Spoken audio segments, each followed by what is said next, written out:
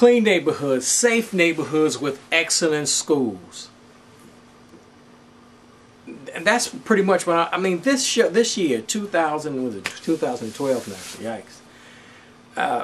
Hopefully I'm gonna do things a little bit differently. I may have fewer guests, fewer shows, and I just may, I'm not in front of the camera as I once was because I don't really need it. I've been there, done that after 20 years. Come on now, every once in a while I want some FaceTime. Yes, I do. But it ain't really necessary. I want to get that message out. And the brains, I mean, the show is only on for, 60 minutes a month or something. I'm on the internet every day. You can send me a message or whatnot via Facebook or my email address. But clean neighborhoods, safe neighborhoods, and excellent schools. Clean neighborhoods, safe neighborhoods with excellent schools. What I do is ask questions. I mean, I'm just a little public access host, pseudo community activist. My activism is all right here on the computer. I send out crap every day, just trying to get people to think. And what I sent out today, I'm taping this in December, of course, and was, why is Lindblom a better school than Harper? Why is Lindblom a, quote, better school than Harper? More than likely, you know the answer. They have better students, of course, from better parents, and they have better teachers and a better curriculum. And that's not to say that the students and the parents are less than the students and the parents of Lindblom High School on the south side, because they only about a few blocks in walking distance for each other, you know what I'm saying? I don't know, was it 5, 6 blocks? I don't know, 5, 6, 7 blocks. It's relatively close. The schools are relatively close. And so like Earl Elementary School, which is down the street, is just a few blocks from Lindblom. One of these websites, you go on these websites, you can compare the schools. If you email me, I'll send you some of the comparisons. And so what happens that Earl, I think about 66, 68%, it's a high percentage, maybe 64% of the students are at grade level, not exceeding, but meeting the standards or whatever that means. So you have maybe 34% of the students who are not.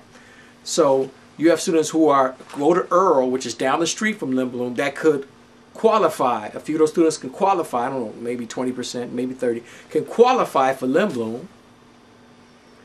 But the majority may have to go to, I don't know where they go. I mean, I haven't done the research. But the point is that the best students go to a school like a Lindblom, then the rest of the students have to go to a school like Harper. So the question is, we know why Lindblom's a good school. Why Whitney Young or Walter Payton or Northside Prep. We know why they're good schools. Better teachers, and this sounds mean when I say this, the best teachers, the best parents, the best students, the best curriculum. We know that. You go to the average public school like a Finger or Corliss or Julian or Harper High School. The students are not the best. The parents are not, really into education for a lot of different reasons. They don't value education. They're pushing their students. We understand that.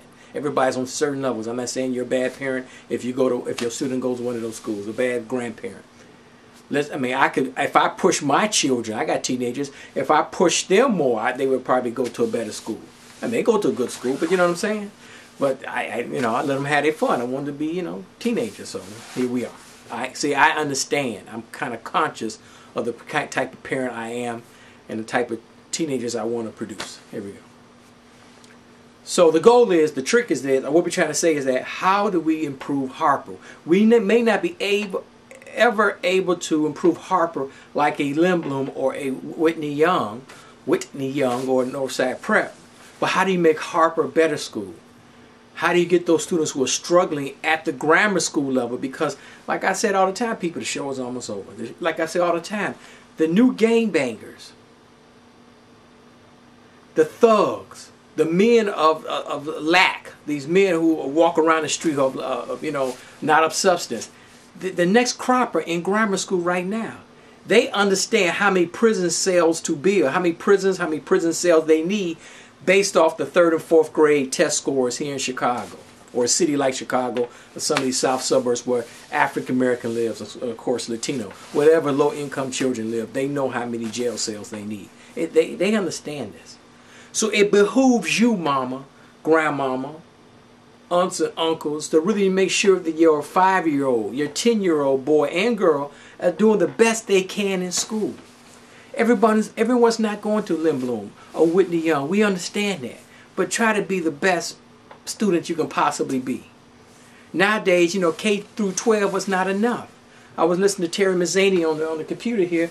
They say it's K through 14 now. You have to have at least 2 years of junior college. Now, in the junior college, they only have a 7% graduation rate in the junior colleges because the schools are so bad. That's why we need a cultural movement. This is what we're doing right now.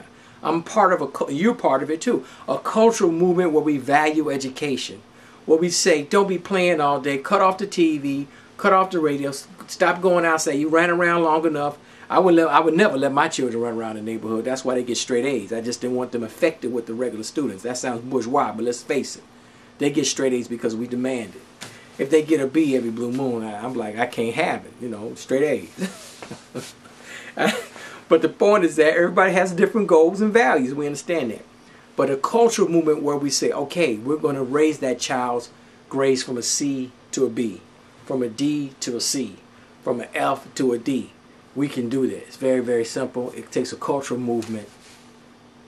If you ask for help, Grandma, Mama, you're going to get some help. So if you got that 5-year-old, that 10-year-old who's struggling in school, you got to get on it right now. Because when they 15 and 17, you can't do nothing with them. You really can't. Clean neighborhoods, safe neighborhoods with excellent schools. Clean neighborhoods, safe neighborhoods with excellent schools. We need a cultural movement where we encourage more parents to value education and more students to value education. And we can stop all this crime. Hopefully 2012 is not a year where we have all these crimes and murders. African Americans especially, we ought to be ashamed of ourselves. We have too many crimes, too many murders. Like I tell folks, go to everyblock.com. You can see all the crimes and murders and assaults and all that kind of drama. These are the crimes that are reported. We can end this. You preachers, you politicians, you business people, we all have to say we have to adopt a school, adopt a classroom. Help Philip Jackson, the Black Star Project. People like Cyron Smith I promote, with his National Black Club University. Aisha Butler of Rage in Inglewood, great organization. Aisha Butler of Rage, just great people. We can do this. Hopefully this year is the year we really start this cultural movement where in these low-income African-American neighborhoods where most of us live, we will have clean neighborhoods, safe neighborhoods with excellent schools. Clean neighborhoods, safe neighborhoods with excellent schools. Don't you want that? I know you do. Happy New Year.